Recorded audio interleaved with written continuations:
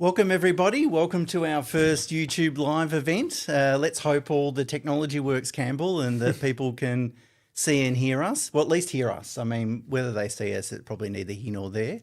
We've got some great questions to go through tonight. So thank you. I mean, I always say on the podcast, thanks to everyone that gives us or submits their questions. They're always really good and thought-provoking. We want to keep the discussion pretty live between Campbell and I and you, the audience. So as we're answering the concepts, as we're talking about things, if we don't explain something clearly enough or it brings up another question, let's get into it. And please submit your questions as we go. Of course, we can't answer every single question. And if it's a little bit off topic, you know, it's going to be a bit difficult, but we'll do our best to get through most of them. Campbell and I have not discussed the answers to the questions tonight. And that's on purpose because, you know, I think there's quite often a bit of nuance to planning and financial decisions. And what we hope to do tonight is demonstrate that nuance. You know, so you'll see Campbell and I talking about certain topics or issues, and we might have sort of different viewpoints or different ways of thinking about things. And at least you'll be able to see that, and that's where we get to the answer. And I think that is really important because that's what we do inside our business. We talk about things, we workshop ideas, we kick some things around, and that ultimately ends up being the best outcome. I guess the challenge is when you're by yourself, you can only talk to yourself. That's, I guess, what we can help you with today. So what I will do is I'll ask Mina to share a chart, and I'd just like to sort of set the scene, sort of take you through this chart. And there's two main comments I'd like to make. The first one is that most decisions are connected. You know, so it's not necessarily just a property alone question. Normally it's property versus lending or property versus tax. When we're talking about super contributions or anything like that, often it's not just super alone. It could be super tax or planning or so forth. So quite often the decisions sit somewhere in between these icons rather than specifically on an icon. And the second thing is that the common mistake is uncoordinated decisions. So, you know, accountants talk about tax, mortgage brokers talk about loans, buyer's agents talk about property, but, you know, and everyone means well, but who's coordinated the conversation between all these advisors? So that's what we want to talk about today. We'll get rid of that diagram, and maybe we'll get into the first question. Campbell, I think you're going to kick it off with a question from Christine and David. Sounds good. Yeah, let's get into it. No, looking forward to this. Bit of a different format for us, but you know, it's quite different to recording a podcast. You can pause and think and work through things. But on this occasion, we're just going to jump into it. So let's go with the first one. So this is from Christine and David. So Christine's question is an interesting one. It's about, you know, how to approach a plan where there's a large age gap between husband and wife or partnership. So there's an 11-year age gap between David and Christine. Let me run you through their situation, give you a breakdown of their assets and liabilities and their position. So Christine's 45, David's 56. They've got two kids, aged 10 and 8, and they're planning to retire in 2036 when Christine's 50 and David's 61. At the moment, they've got a combined income of $280,000, living costs of $100,000. Got a home worth about $1 million, a loan mortgage of about $200,000, which is fully offset. David's super has got $670,000. Christine's got $180,000. I think that's an important sort of number to remember there. Contributing both, or just for David, $30,000 per year going in, concessional contributions. And then Christine, interestingly, has a defined pension. You don't see too many of those these days anymore. That's worth $36,000 annually for life, and it starts at age 65. Aside from that, they've got a residential property in Melbourne worth $1.2 million with $900,000 debt. It's on interest only. Then they've also got a commercial property in Brisbane, which is worth about $1 million, about $500,000 debt on that. There's rent of about $56,000. I'm going to take that as sort of net rent there. $100,000 share portfolio, $160,000 cash aside from what's offsetting the mortgage. It's probably sitting in the, I think she's mentioned sitting in the offset account for the Melbourne investment property. And so now breaking our way through this, she's got a bit of a plan here. It's kind of like a staggered approach to retirement in order to support their living expenses. So she's planning in 2030 for the first 10 years, live off David's super fund because he's older. They'll have access to his super. draw 120,000 per annum. Then after that, the next 5 years, the commercial property will be fully paid off, and then you'll have 56 grand of income from that, and then you'll draw 64,000 from Christine's super fund then. And then in the next 15 years after that, then Christine's defined pension will kick in, and that'll be about 37,000. Then with the commercial property rent of 56,000, and then draw about 20 grand odd from Christine's super fund to get to that total 120,000 that they need every year to live off. And then from that point onwards, 2060 onwards, just live off the defined pension and the commercial property rent. So a lot of information there, but there's sort of the staggered approach. But I guess her question, looping back to it, is really, how do we be at peace, Stuart, with eating up one person's super fund? Because for that first 10 years, it's just going straight into David's super fund. It's the only source of income. So how do you be at peace with eating into one person's super fund while waiting for the other person to reach preservation age? And paraphrasing here, is there any concerns or risks that you see with that plan? Yeah, I mean, you're right. Can we hit pause and have a think about it? Yeah. Well, look, I guess it's challenging. It's more of a the way I look at this question, it's more of a sequencing decision and then asset allocation decision. And the first thing that jumps out at me, and probably does to you too, Campbell, is that if we run down one person's super, well, actually, as the plan that Christine's laid out, we run down one person's super, we're going to end up in a situation where we have too many assets outside of super and not enough assets inside super. And that's not ideal from a taxation perspective. I know we've done a few podcasts recently about trying to maximise the transfer balance cap. So, at the moment, just looking at their assets, got 42% of their asset base inside super. So as well as thinking, how do we fund retirement, we should be also thinking about how do we get at least $4 million between us in today's dollars into super, because that's going to be tax efficient. And I guess the thing that sort of jumps out at me is the commercial property. It's yielding 5.7%. It's a high yielding property. It's commercial, so we don't pay many of the outgoings. So that's, free cash flow, which is great because it allows us to reduce debt aggressively. But, then we're going to end up paying tax on that. Now, we don't know the ownership structure of that property, but I look at it and think, well, can we get that in? Should we put it inside super? And then I ask, can we get it inside super? And, I don't want to surprise anyone too early in tonight's episode, but Victoria actually has a more accommodating stamp duty regime than Queensland. So this property is in Queensland. If you transfer a property in New South Wales or Victoria from your personal name into super, and so long as the beneficial ownership doesn't change, so it goes in proportionate to your accounts inside super, you don't pay stamp duty. So they'd have to think about whether the CGT limits that. Unfortunately, in other states, including Queensland, where this property is, that's not available.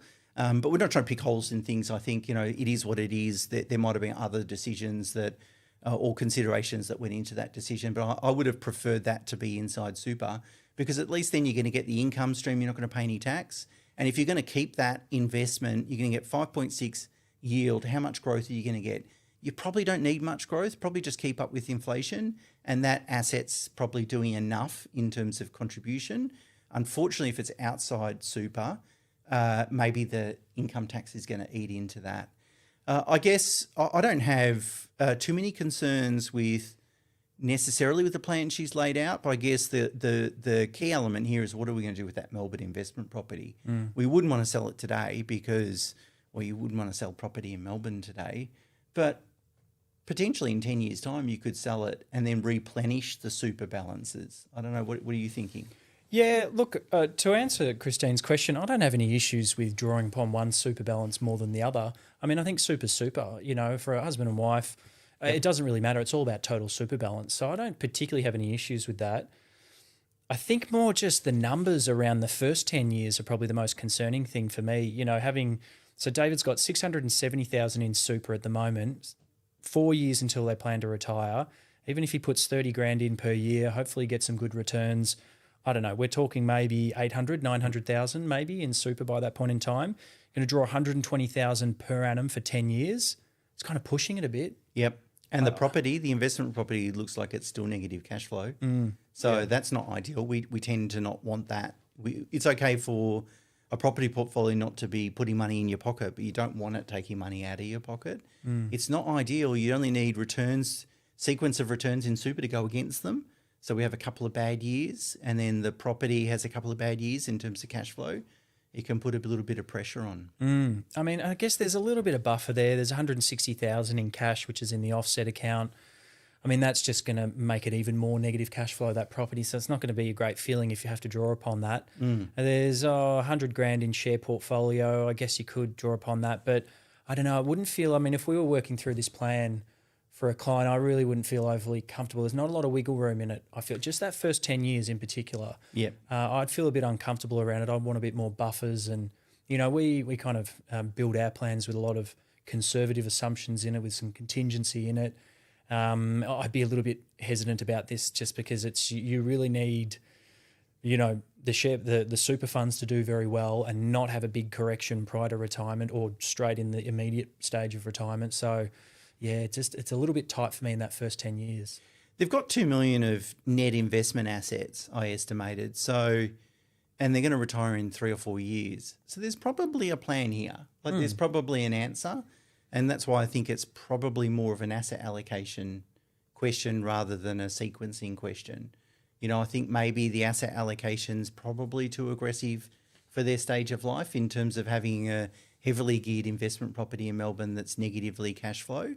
So, you know, that's the thing that I'd be really thinking about if I was in their situation. The other comment I'd have is got to be really careful. These, so the commercial property has a pathology business as a tenant, which is great because pathologies, they pay huge money. I think it's part of a medical clinic, and, you know, as you know, you go into your GP, they give you a blood test, you go next door, you get the blood test. It's shooting fish in a barrel. The problem is, though, that the value is very much attached to the tenant, the value of the commercial property. And so I had a client that that was part owner in a GP practice, and they had a pathology business inside their practice, and they were paying ridiculous rent. And the practice was in their super funds. They owned 50-50, but it created a real problem because their retirement was really most of the rent coming off the practice that the practice was paying, and then the pathology was paying. So you just got to think about that. You know, if I'm going to go into retirement, I've got defined benefit, that's okay, that's guaranteed. And then I've got rental income coming from that might be paying a little bit over the odds just because, you know, there's some benefits to them. Yeah, so it's something like you can't just look at the assets on face value. I think you got to dig a little bit deeper and understand the underlying risk in those assets. Yeah, that's like an obvious comment, which I'll probably keep saying with all of these questions is, you know, we're just looking at, okay, there's a property worth $1 million with $500,000 debt against it, but it all comes down to the individual asset, you know, because you should always part ways with an asset that's going to be underperforming, or if there's a great one, you should do whatever you can to shift things around to keep it. So, I mean, it's, you know, we don't have the time and the ability in doing this to actually assess each individual asset, but the quality of it counts. Yeah, 100%. And then Christine's other sort of little thing, a follow-up question here, which I'll mention is, you know, is there any opportunities to better utilise super when one spouse hits preservation age long before the other? I mean, the only other little, I'll put the question to you, but one thing I was just thinking about is maybe, like, I think the aim of the game is really getting as much in David's. I'm most concerned about that first 10 years, so getting as much in David's as possible. And I don't know what Christine's income is, but you've mentioned combined income of 280,000, I think it was. So with Christine's contributions, you could make, look, it's a little bit, it's going to shift the dial a little bit. You could do some spousal contribution splitting. So what would be going into her super fund from her employer contributions, split that across to David, get it in David's to try and really boost up that 670,000 over the next 4 years. Yeah, 100%. But I think that's the key success factor is how we're going to manage the risk, you know, around David going into retirement, drawing heavily on super, and how does that link into the other assets? I think that's the key part for this question. Mm-hmm. Yep. Cool. All right. I think that's pretty much covered off. I think everything Christine and David wanted to ask, I think, for most part. There was one question there Christine had about how much you need to preserve for aged care. I guess that's that's an interesting thing where there's a mismatch in age where you might have one spouse staying in the family home and the other spouse needs to move into a higher care facility. What do you think? I don't know. I don't know. I'm not too sure about that. Six to 800,000 is typically a lump sum that you need to pay, but you can pay a daily rate instead of paying what's called a refundable aged care deposit. I think it is refundable accommodation deposit, RAD. It depends on the area. Depends on the type of facility you're going into. It's a terrible word, isn't it? Normally we preserve the family home as, we say, well, if you need to go into other accommodation, we'll sell the family home and we'll use those proceeds. But I guess in a situation where there might be a mismatch of timing, it's something that people need to think about. I don't know what the answer is because we can't magically make money appear. But if they've got $2 million of investment assets today, want to retire in 4 years' time, I don't think they're necessarily going to have readily access to $800,000 if someone needs to move into retirement accommodation. Maybe it's a case of making friends with at that stage, downsizing. Pull some equity out of the home that can go towards paying the deposit, and then go find an apartment or a townhouse or something like that. Yeah, I think that's a reasonable approach, reasonable assumption. Yeah. All right, we've got a next question. Listener wants to remain anonymous. We'll call him John. So he's 48, she's 50, both PRYGs, earning 140 and 125. So in terms of assets, combined super is 550, 400 in his name, 150 in hers. 50 grand of shares, a home worth 1.3 with net home loan of 100,000. Got money in offset, and 5 investment properties across 3 states. Good geographical diversification there. $4.5 million total value, 2.8 million of debt, so 1.7 mil of equity in those properties. And the first question, Campbell, is based on this: are we on track for a sustainable perpetual retirement portfolio? How much do you spend? Is the key question, I guess. That's being cheeky there. They sort of haven't mentioned it, not to be annoying, because but it all does depend on how much you spend. But let's I would think, based off those numbers, let's say you need to live off 120,000. Let's just go with that. We haven't sort of mentioned, but just work off a sort of a round number there. I think you are. I'd have to do the numbers, but I reckon a perpetual portfolio is there. If as long as you're not spending, you need crazy amounts like 250,000 to live off. It's pretty conservative, normal amounts. Then I think you're on track to have a perpetual portfolio. I mean, super fund's a little bit low, but you got 10 years before commencing retirement at 60.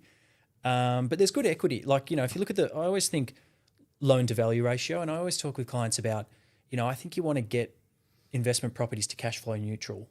I reckon that's kind of at least aim of the game. If there's no debt against them, well, great. But in order to have got to no debt on the investment properties, you have had to have paid down a lot of that debt. And I don't think the return on investment by paying down investment debt is that good. But then having said that, you've got to pay down. You can't go into with whopping, investment debt into retirement where you've got a massively negatively geared property portfolio. So I think you've got to reach that threshold. Now, it's different where that is, but generally I reckon if it's about a 30-40% LVR, loan to value ratio on investment property one or portfolio, you're kind of getting to cash flow neutral. It all depends, again, on the rental yield and the expenses and that sort of thing. And look, you're spread across 3 states, which kind of helps you a little bit, I guess, from a land tax perspective. But I think, naturally over the next 10 years, could that 60% LVR with some growth, assuming they're decent properties and you get some good growth there, I mean, that might tick up and you might sort of get close to sort of that 40% loan to value ratio just with natural growth over 10 years with those properties. So I then think that maybe they could be washing their own face, and 100 grand left on the home loan. I think, that'll get taken care of pretty quickly. And then, you've got 550,000 combined in super at the moment.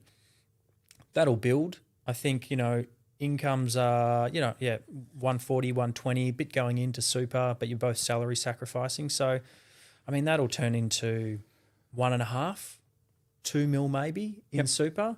And then you've got, a good property portfolio that might be getting round about cash flow neutral.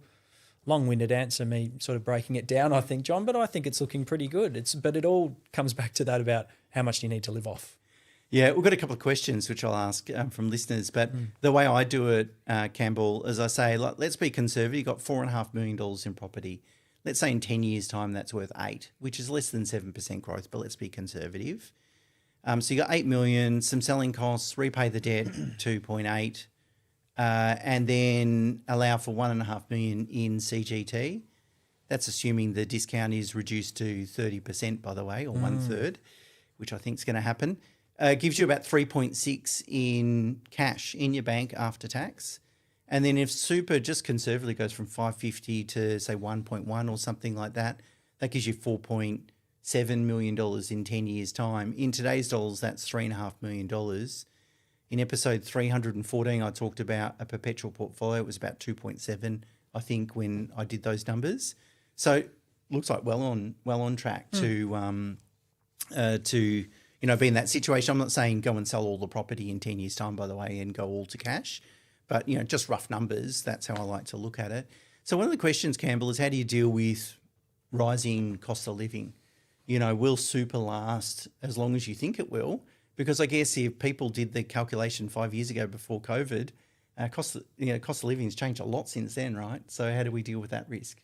So how do we deal with the cost of living rising rapidly? Will super balances realistically keep pace with inflation? Well, I guess you've just got to look historically. I mean, investment returns have always, across the averages, long-term, have outpaced inflation. So as long as funds are invested, there might be windows of time where inflation goes through the roof and investment returns, because they're probably counter-cyclical, like working cross paths. But I think across the long term, as long as investment balances are outperforming it. Now, how do you account for that? I guess, I don't know, you've just got to make sure your money's invested well and put in a lot of contingency and work into your plans, factor in inflation.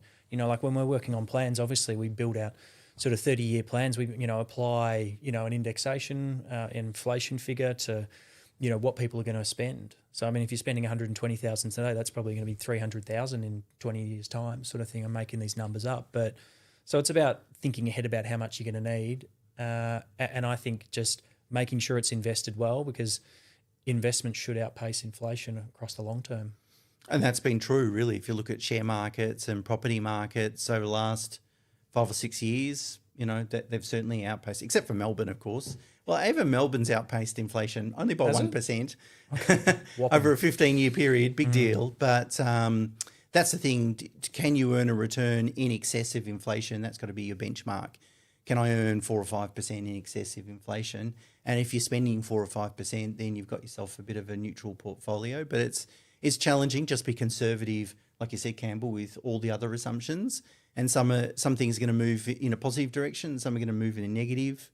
You hope to be all right. I mean, the satisfaction that I can give listeners is that we've been doing projections like this for 20 years, and except for a major change in client circumstances, they've been on the money. So it gives us a confidence from our perspective. There's another question there, Campbell, about if we've got an investment property in retirement, so no debt, and quite often people look at that and go, well, that's an inefficient asset because there's no debt. Do we sell it, and put it into shares? So to what extent, let me reframe the question, to what extent does the debt level dictate whether you should hang on to property or not? It does, because leverage is an important element. So this person's given an example where there's no debt, but in other examples I've had people, sort of getting close to retirement thinking, this is the equity that I have, and I'm getting the property's only going up at 4 or 5% capital growth per annum. I could pull that out, that equity, and put it in share market and get 8 or 9%. And it's like, yeah, that seems right, but it loses the element of leverage. The leverage is quite critical, and so but it's different though if there's no debt against it. And then I think if there was no debt against it, then you've just got to weigh up, well, what kind of return are you getting? How well is it performing in terms of capital growth, in terms of income and net income after expenses? And if it's not stacking up, and if it's an appropriate time, depends what the capital gains tax is, if you're going to take that hit. But I think I'd weigh it up and look at, well, I'm going to take a hit in terms of capital gains tax because it's lumpy property, as we know. take that hit in 1 year. But if you're in retirement, you don't have too much other assessable income, then it's not a bad time to take it. And there's a window there that you can do a few things to minimise that capital gains tax as well. If you can still do concessional contributions up to a certain age point. So it's things you can do. But I think no debt. Then it's kind of more of it's a more simple leverage element's gone. I would just look at it black and white, assess the transaction exit costs. And I think, I personally think there's a big value to liquidity. I mean, if we had a hypothetical situation right now, in my opinion, if it was, here's $1 million cash, you're not allowed to use it to go and leverage to get more money from the bank. You can only go with cash. Would you go property or shares? I would go shares every day of the week. 100%. Liquidity, flexibility, diversification, but property, the leverage is what really brings it into the fore. So I guess that's kind of what this question is. It's really just without leverage in it, assuming you could access no further leverage. I think you just got to weigh that up, have a look at it. What's the exit costs and value liquidity?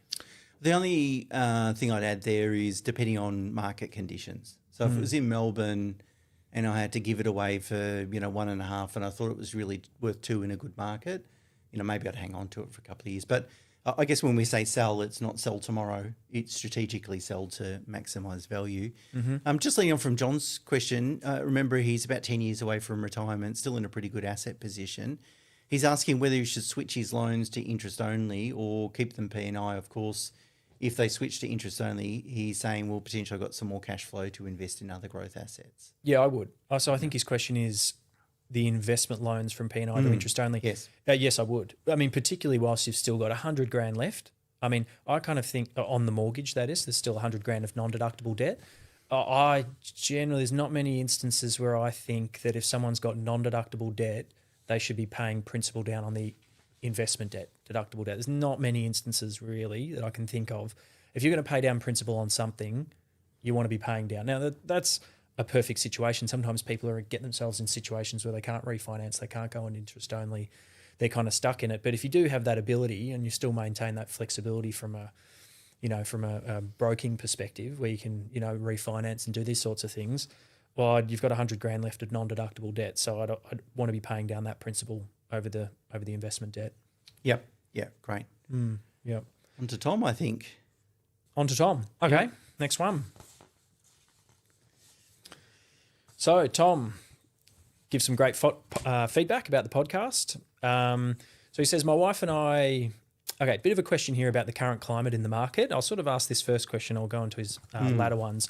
So my wife and I have a lot of anxiety about the status of the world right now, especially off the back of Trump's latest actions in Venezuela. Obviously, I reckon there's a bit of a delay here. He hasn't even mentioned Iran, but it's probably that 2-month sort of delay in reading these questions. I picked some questions from November, December, January and February, just randomly. I try to find some good ones, but they're all over the place. Well, Tom, I wonder how the anxiety levels are now.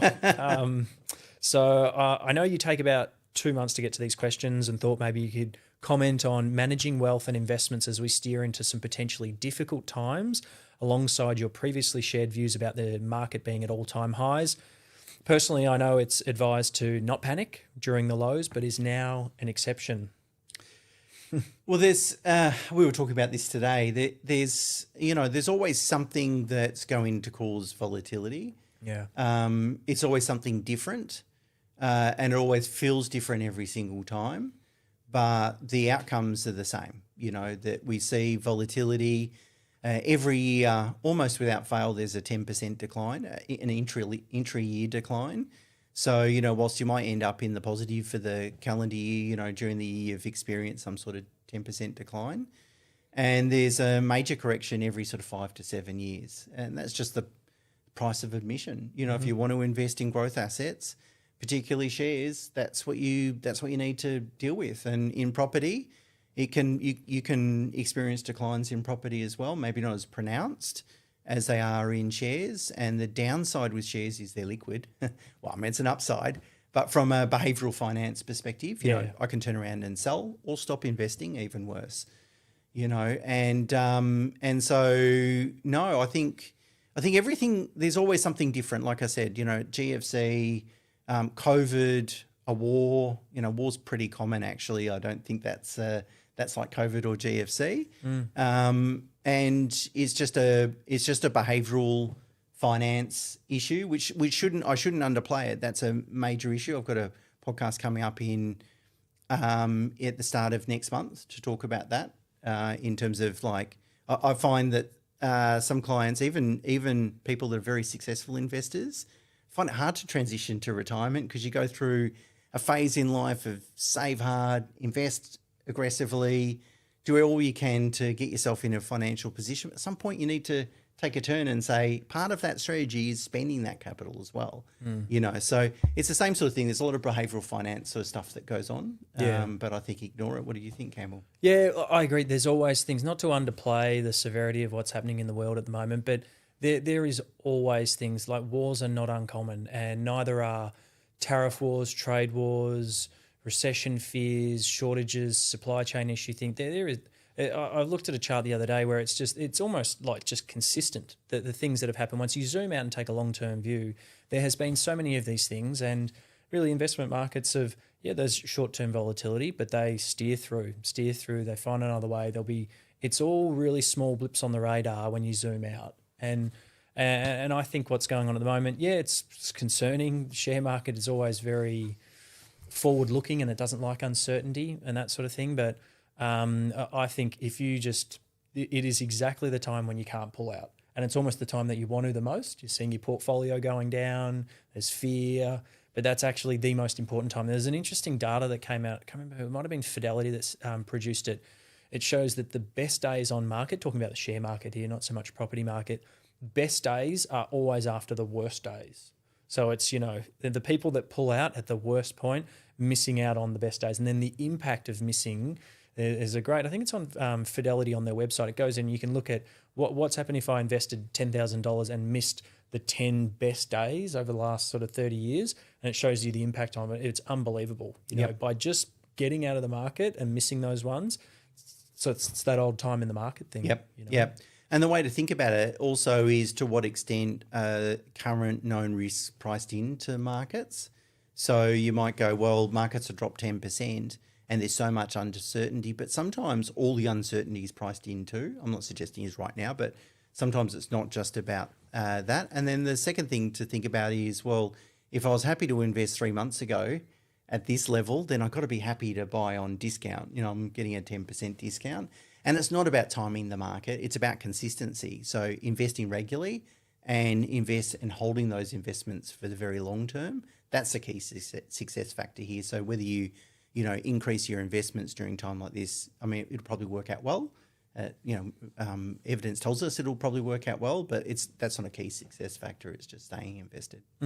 Yeah. So let's go on. Tom's now got a question about his home. So he's lives on the lower North Shore of Sydney in a 2-bedroom apartment, which he has strong conviction is investment grade. But we face a tough decision in the coming decades as we anticipate some inheritance of maybe $500,000 to $1 million coming to them.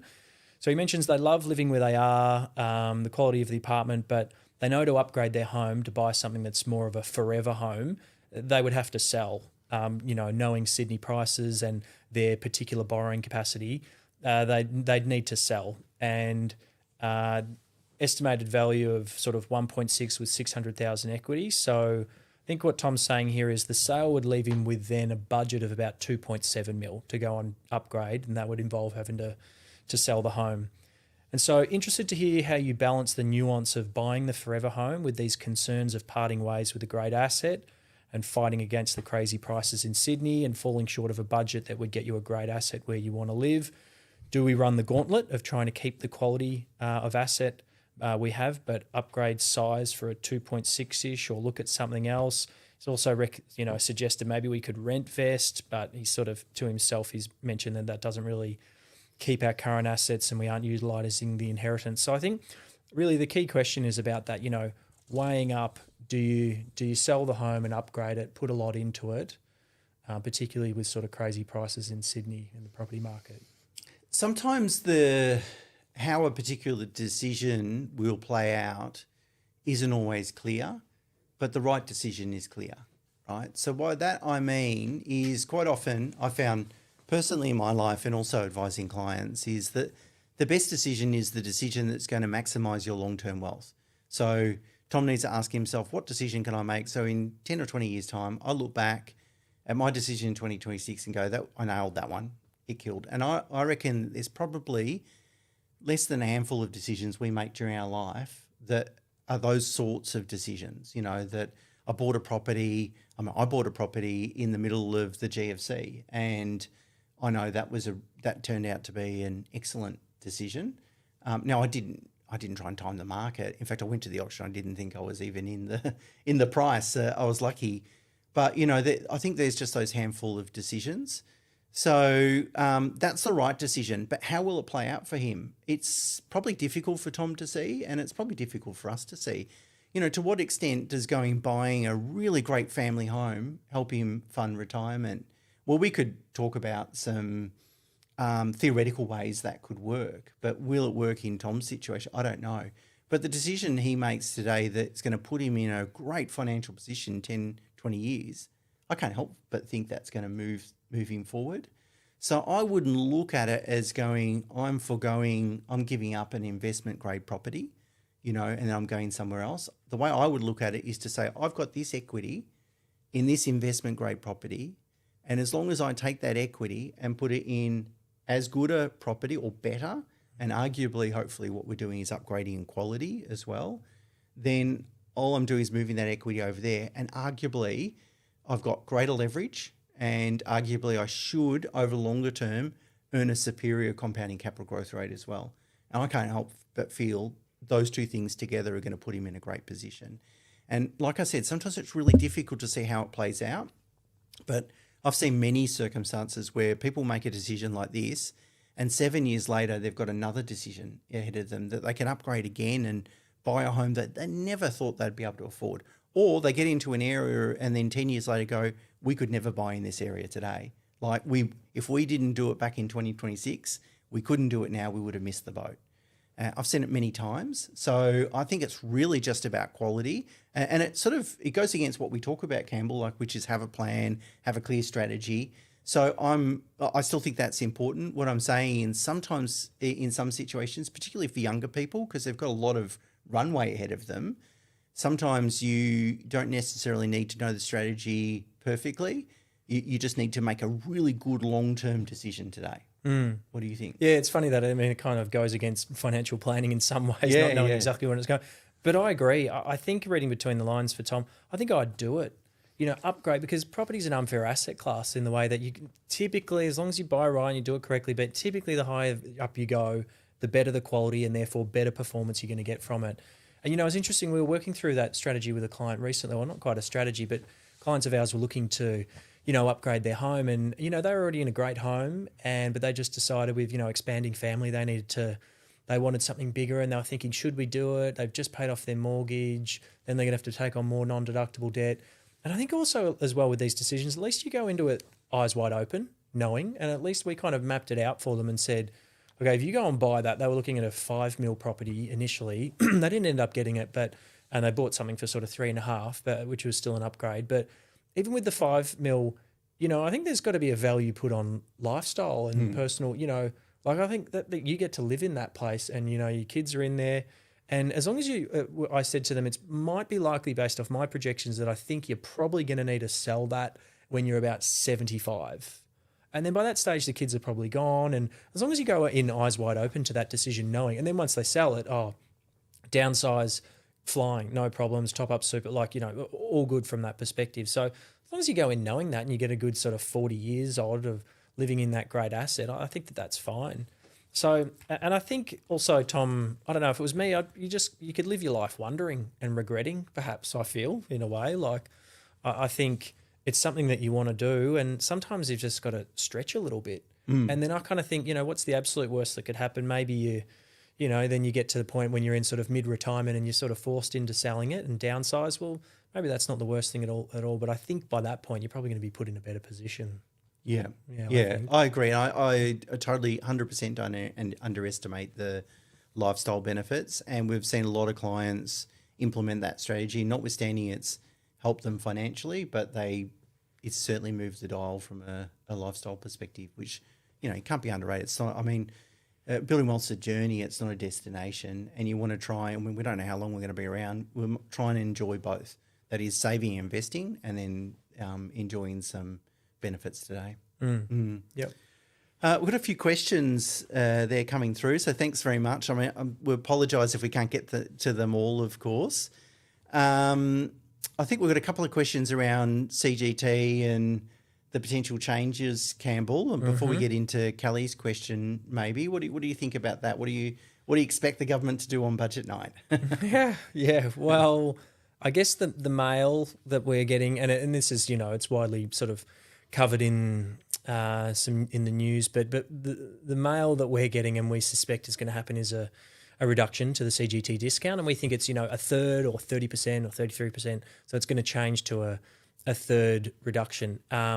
There is also talks about changes to negative gearing, but maybe the question's not specifically on that. But sticking with the CGT, I think that it's probably fair, but my kind of more thought around it is, okay, well, what happens after that? Does that then feed in to allow other things to happen? Like, does that? Because I think the whole intent of this inquiry, this committee that sort of presented to Senate was, it was based on the whole over-reliance of the Australian government's revenue off income tax, and it said, well, what's some things that we can look at this, and it identified that capital gains tax discount was slightly unfair or not quite equitable in a way, but I'm thinking, well, if taking that from there, would it enable then income tax rates and marginal tax rates to be reduced to allow that overhaul? And that's the thing that I think is concerning. So I wouldn't worry so much if it changed from 50 to 30%. I know there's probably some people listening that go, oh, but that's going to mean hundreds of thousands of dollars more of tax that I'm going to have to pay when I sell this property. And yeah,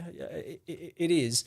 But I think ultimately, if you're making a big gain on a property, I don't think it's going to change the dial for you that much. If that is, then I think you're running pretty tight, and it's a pretty tight plan with not a lot of sort of buffer in it. But my point is, I could take this hit on this if it then feeds into somewhere else and some other income tax cuts. But whether that's going to happen, I don't know. Yeah, I mean, if they have different tax rules for shares and property, that's not ideal, because that'll change how new capital is invested. And we want more new capital invested in housing. I mean, that's what's going to improve the pressure on rentals and deal with the population growth we've got. We can talk about building new houses, but you can only do that in certain geographical locations, of course. Where there's vacant land, you can't build new houses in the middle of Melbourne, for instance. That's not going to happen. So to some extent, we need to rely on private investors to provide that rental accommodation. So I don't think it moves the dial in terms of makes property no longer attractive. Like we said at the beginning, it's really the combination of leverage and compounding capital growth. What it will do, hopefully, is make investors more focused on buying well. So buying a property that is going to generate a lot of capital growth, remembering that, one of the benefits of capital growth is you reinvest that growth each year pre-tax. You don't have to pay the tax until you sell the asset. And so mathematically there's a big benefit of that, as opposed to getting, a greater share of your return in income. So it's not going to change it, I don't think. If they cap negative gearing, of course, people might then start thinking, well, maybe I need to have a little bit more in shares, a little bit more in property. I don't think that's a bad outcome either. I'm not for it, by the way. I think it's a dumb idea. Well, the premise of the Greens is that it inflates prices, and there's no academic research on that. And the premise is that the top 10% of taxpayers pay most of the CGT. Well, they're realising most of the capital gains. And if you crystallise a big capital gain, guess what? You're in the top earning tax bracket in that particular year as well. So it's a bit of a nonsense, but it is only a tax grab. That's what it is. It's an interesting question here, Stu. If the proposed CGT changes are not grandfathered, do the affected property owners, or if it's not grandfathered, do the affected property owners have any legal recourse against the government? Wow. I saw a bunch of businesses sued the Victorian government successfully for the lockdowns over COVID. Yeah, there was a big payout, $150 million or something, just added to the bill for the Victorian government. No problem.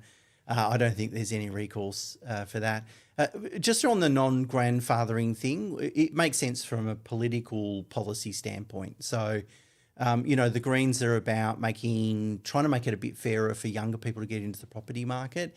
If you grandfather it, what the argument would be that you've got a lot of older Australians that are then going to be paying a lower effective CGT rate, and anyone new that comes into the market is going to be paying a higher rate. And notwithstanding that, it would probably clog the market. Like people that hold properties wouldn't want to sell them because if they sold them and bought again, they'd be subject to the higher rate.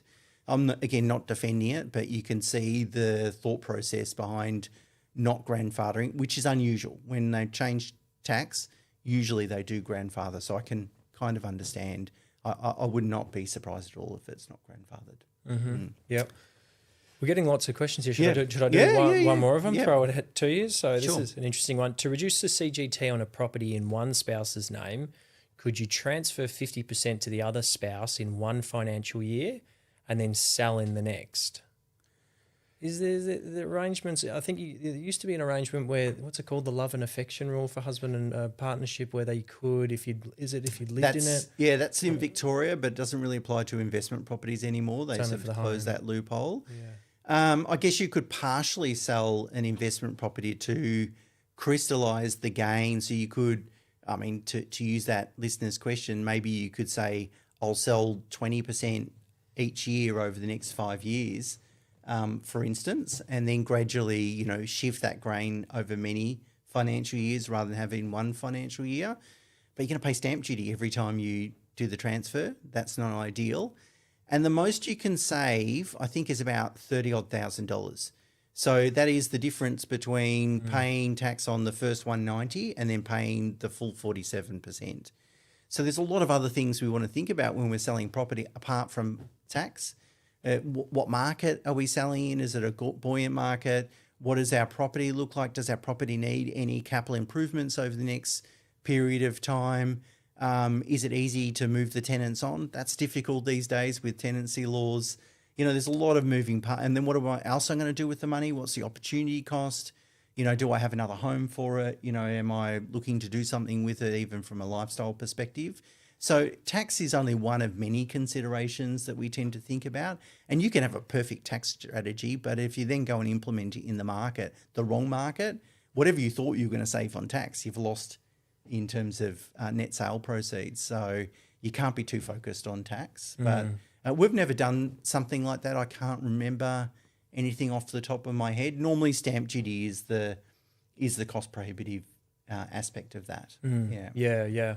I mean, it's like we sometimes talk about, people get too focused on tax outcomes from an investment. Like anything that's tax outcome, any investment opportunity that is tax outcome driven and led and advertised and marketed, it's a bit red flaggy, I think. I mean, it should be focus on great investment, and if there happens to be some good tax outcomes and benefits to it, nice, good, added benefit, but it shouldn't be the leading factor. No, and it's exactly like the chart that I showed at the beginning of today's live stream, that often decisions sit in the middle somewhere. It's property or tax, or property and planning, property and super. There's always these other considerations that we need to take into account. Campbell, let's get into Callie's question. It's a really long one, so I'm going to have to try and do my best to summarise it. But Callie's into the FIRE movement, which is financial independence, retire early, which really means save and invest aggressively so we can retire much younger. So the ages are 42 and 40, income's 120 and 80,000, super is 123 and 104. Remember, if we're wanting to retire early, we don't, we're less concerned about super balances, at least at this stage. And 80,000 in ETF portfolio. The home is worth 1.2 with about 100,000 of net debt, so not a lot of home loan debt. 5 investment properties, about 3.2, 3.3, 2.2-ish million of loans, so about 1.1 million of net equity in the investment properties. They would like to retire in 5 to 10 years and spend $60,000 a year in retirement. And so Callie's questions, Campbell, are really around constructing an ETF portfolio. And so she's sort of talking about, how do I do the transition from something that's very property heavy? Of course, a property heavy strategy is great for wealth accumulation, not so great for flexibility to reduce working hours. And so how does she make that transition in, and particularly she's mentioned a couple of ETF portfolios, I won't go through them, but pretty generic sort of diversified ETF portfolios versus something a little bit more growth with internal gearing. And Her main questions are, how do I construct the ETF portfolio, and do I sell the investment properties in one hit? I paraphrased there. But. No, yeah. So, Kelly, I don't think that it's not often that I'd recommend selling all the investment properties in the one hit. Well, I mean, particularly like from a little bit from a tax perspective, it's good to stagger them out. But even if how many have you got? 5 properties, total value 3.2 million. Even if you staggered it across 5 years, I don't think I'd do that either. Generally, I think it depends on the quality of the asset. So, I mean, I'd naturally, if there's going to be a progressive staggering selling down, I'd try and space it out as much as possible. I wouldn't run it so that you're running down to your last dollar or even your last $100,000 in your share portfolio or your super fund. I think you've got to leave like a good sort of 3 years, 4 years window, because what happens if the share market drops, or if what happens if a particular property is just entering into a growth cycle. So a lot of buffers, but I think stagger it out as much as you can, but not till you get to the last cent of needing to sell it.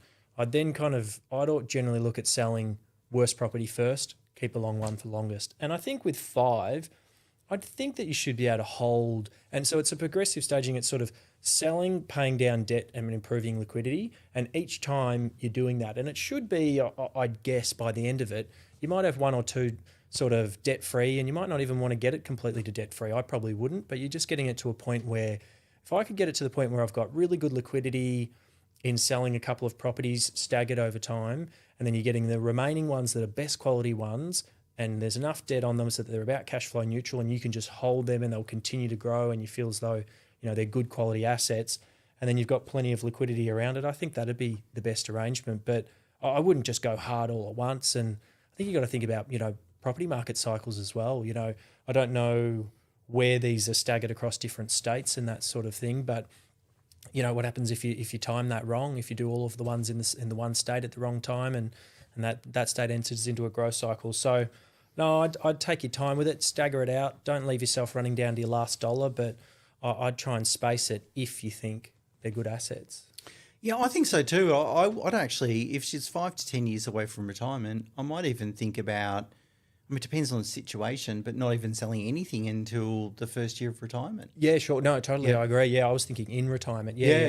Until then, no, build. Yeah. The transition to more liquidity doesn't have to happen overnight, I don't think. And you want to be really deliberate about it. What about constructing the ETF portfolio? Yeah, look, I see what you've put in here. Look, it's pretty sort of basic. So Kelly's sort of suggesting, they're all market cap weighted indexes. So we've got an Aussie index, so roughly 35% in that, a global index, 50% in that, and then emerging markets about 10%. That's all right. I mean, in terms of asset allocation, I'm probably swinging a bit more to international. I like 10% emerging markets if we're talking current state. I'd be going more global than Aussie, like a 37 to 53% split of Aussie to global. I'd want more global on it, really. And I think especially for the next 10 years, because, you think about the how the components of returns come from. I did a podcast about this, a few weeks ago, about comparing the Aussie market versus the international share market, and the returns come in a different way. The international market typically has more capital growth, less income. Aussie markets have historically been made up more of income and less capital growth. But the actual overall performance of both long term is actually quite similar. But then in terms of where you want from a tax perspective your returns coming from, you'd want capital growth for the next 5-10 years.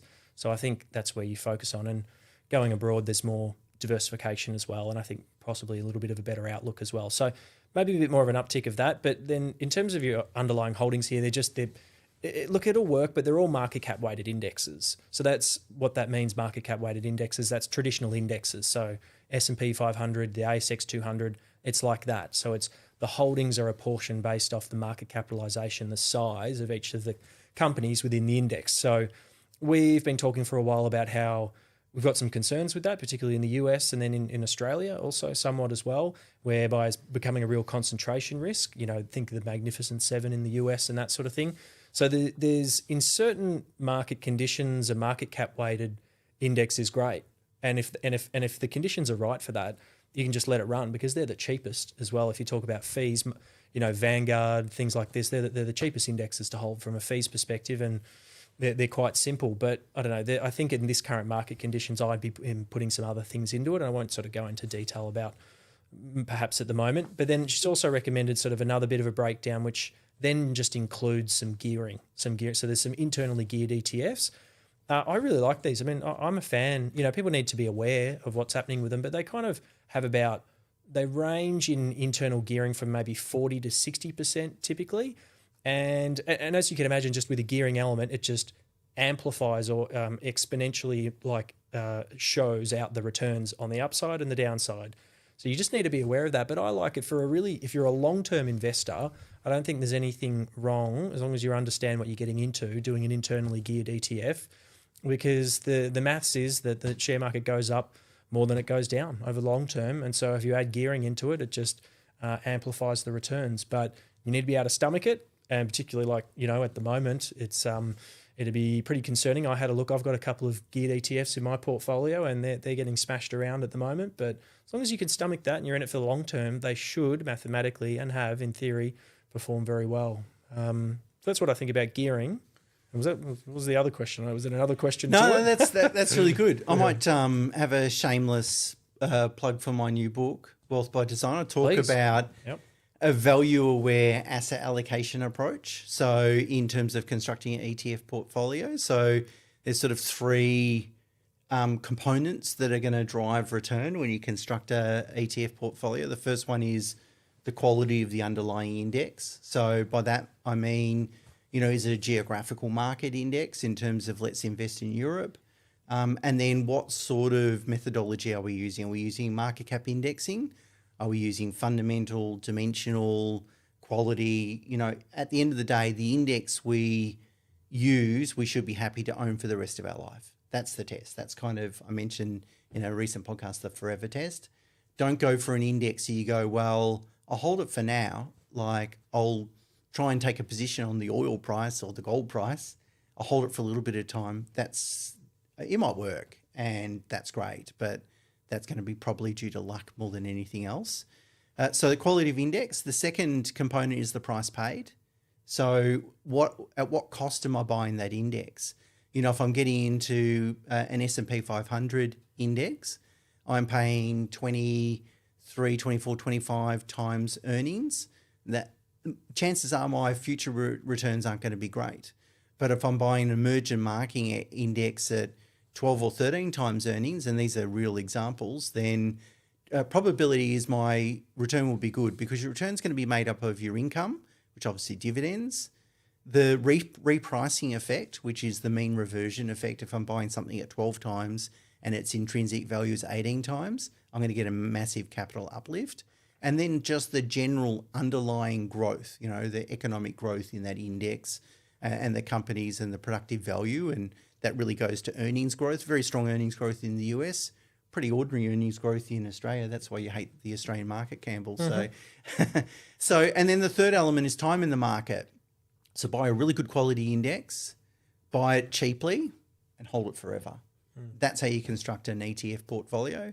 I'm going to do a podcast towards the end of April about it, so go a little bit deeper to it. But, I guess then you've got to work out, and I think I saw a question earlier today about, well, what's the difference between going for a diversified ETF that's, sort of pre-mixed for you, probably mostly market cap indexing versus this approach? I don't know the answer to that question yet. I'll delve into it. But one of the things I think about, so diversified ETF, it's got, X amount of Aussie, international, emerging markets. So it's all of it within it. It dictates that asset allocation within that investment option. Whereas if you construct it yourself, you get to dictate that. But then that's an obvious statement, but then you can change that as you like over time. So, the way that we like to manage portfolios is, don't just do dividend reinvestment, have the cash pay out, because then with regular contributions and the dividends being paid out from the existing shares, if then the market conditions look like, well, it's much better to be going emerging markets or go to Europe or US or global or Aussie or whatever it is, you can shift and move your portfolio over time with it. But with those ones, I think it's pretty preset. There is the ETF provider, the manager they have professionals in there that are determining that asset allocation, I guess. But But I think full flexibility and then having more income and being able to reweight the portfolio, you get to do that yourself. Yeah, I guess if you go back to those three rules, a quality index at a cheap price, hold it forever, you're only probably doing maybe two of those things. You're just buying anything at any price. Like you're going to put 35% in the Aussie market, irrespective of whether it's attractively priced. And it's a bit of a dumb index. I don't know if I can say that, but because then you're just going, well, I'm just going to follow. And I know they do manage the asset allocation. They might be slightly underweight Aussie, but they're not going to really move too far away from the general idea. And that was the key message in your recent podcast, Campbell, is that why are we putting 35-40% of our portfolios in the Australian market, particularly at a time where you can't really see where the return's going to come from. It's either materials or financials, and neither look that compelling at the moment. So if we weren't living in Australia, would we do that? The answer would be no. Universally no. So then why are we doing it? Given we can be global investors, we don't have to be Australian-based investors. I'm conscious of time, Campbell. I know it's well past your bedtime. Yeah. So Yep.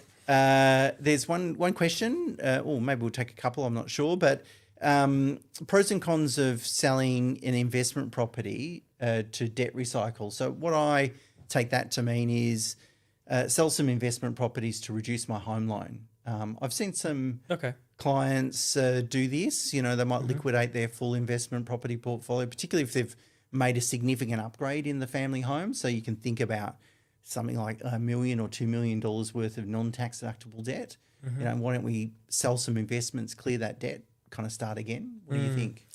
Yeah, it could be appropriate and it could be a good move at certain times. The things I'd be thinking about are, well, you're deleveraging yourself. I think it's just often that missed element of like leveraging, something being leveraged up and getting a 4 or 5% return from the investment versus getting a 10% return unleveraged, probably about the same thing. I'm making the numbers up here, but the performance can be lower with the leverage element. So you're deleveraging there, but then there's benefit then in, I don't know, hypothetically someone might be restricted in terms of they've got too much debt, so they can't refinance, they don't have good, they can't go seeking other options and restructuring debt. So maybe, a pro is that, reducing debt gets you back within your serviceability level and have better flexibility from refinancing. And look, I don't know, is it sort of paying it down and then debt recycling into it? It all sort of, I don't know, again, it just comes back to I'd have to map out the performance of the assets. I know it's a bit of an annoying answer that I keep coming back to, but really any sort of like black and white thing is, you might be really highly leveraged, but if we think they're great assets, we'd go, let's work out a way to hold on. Let's work out a way to hold because that's going to work out better. But then you might even have a very, very low leverage position and might just have a little bit left on the mortgage kind of thing. But it be a dud property, but we go, no, I think it's still worth selling it and pay off the mortgage and do that. So, yeah, I don't know. I can't help always thinking in these situations, it's not black or white. There's got to be something in the middle. Why don't we just sell one or two investment properties or one, rather than everything? It seems like a pretty aggressive move, which doesn't in itself make it mean that it's not a good move. It could be, but I'd just be really cautious about it. I've seen some people do it. There was a very well-known buyer's agent maybe about 10 years ago. He did that. He aggressively invested everywhere, then bought this really big house, and it seemed to worked out for him. So I've seen people do it, but I think it's pretty aggressive, isn't it? There's another question there, Campbell, not really about Brisbane and Ipswich, but I think it's really about, the question is, given geopolitical tensions and rising oil prices, could Brisbane and Ipswich property markets be impacted, and is now a good time to buy or sell? So I guess I read this question as, to what extent do those geopolitical tensions have an impact on property prices? And let's reframe that question as long-term property prices, because who cares about the short term? Yeah, that's right. Short term is now a good time to buy or sell. No different to prior to what's going on with the oil tensions and oil prices. So, is it a good time to buy or sell? Neither. But what impact does it have? It would take a long time, I would think, to trickle down through. Because if I think about it, oil prices primarily impact business, like corporate, through it's one of their key underlying. And we see how multifaceted and underlying it is for so many businesses. It's, very wide reaching. And so because it's one of the very base level input expenses into so many different types of businesses in the economy. So it feeds into business, and then business being impacted can flow through into demographics, economy, local economy, which can then feed through into property, in my view. So it's a trickle-down approach. So yes, it can impact it if it's long and sustained and it has enough of an impact that it will impact businesses, impact local economies, demographics, and then less demand for an area because the business is being pulled out of that area, therefore property prices, less demand. So it could. I think we're still a fair way off that. I wouldn't be too concerned about it just yet. What do you think? I guess oil prices could create a recession, global recession, like if they were high enough for long enough and curtail growth, and and then if unemployment rises, that's not good for property prices. Although the labour market is really strong in Australia, so I think it could actually use with a bit of a increase in unemployment, really. That would help with inflation. I don't think it's going to have any impact whatsoever. Supply and demand. It's how much vacant land is in that area. What is our population growth? Everyone needs a house to live in. Invest in locations where they're less sensitive to income, changes in income, for example, interest rates, these sorts of things. So they've got other sources of wealth, and in the long run, they're going to do really well. So I wouldn't worry. I mean, our answer was to the other investor about investing in the market at the moment when there's tensions going on, there's war, there's all these sorts of things. Just keep making good quality financial decisions. Buy something that's a good quality asset for a fair or cheap price. Hold it for the long term. That's the easiest way to really build wealth. Mm-hmm. So I shared that chart, Campbell, at the beginning, and I'll share it again. Like that whole idea around today is to try and demonstrate that a lot of decisions sit in the middle of each of these facets. It's not just property, it's not just super, it's not just building wealth, it's not just lending. They tend to sit in the middle or cross the middle, a lot of these sorts of things. And so, we'll get rid of that chart now. But so really that's what we do at Pro Solution. So a lot of clients, begin their relationship with Pro Solution either through the mortgage broking or through tax. But our goal is the same. Our goal is to connect those dots and make sure that if our client says, I'm going to buy this commercial property in personal names, have we thought about self-managed super? Have we thought about those sorts of things? We don't want to overstep our mark, but and then as they grow their relationship, we can grow into a sort of private office arrangement where we are responsible for connecting those dots and have these conversations like we have had tonight. So I just want to thank you, Campbell, of course. As I said, it's well past your bedtime. Mina, Pleasure. who's been behind the camera doing a fantastic job, and Marianne, who's helped organise everything as well. And, of course, you, the listener, that have shared their very valuable time listening to us. Hopefully, if it's successful and we get some good feedback, we'll do it again. And certainly keep those questions coming through the podcast. I've finally finished the 2 books that I was writing. So one will be out mid this year. The other one will be out mid next year. It's a long lead time for that one, but I look forward to sharing them with you. And Campbell and I look forward to joining you on the podcast in the future. So thanks very much.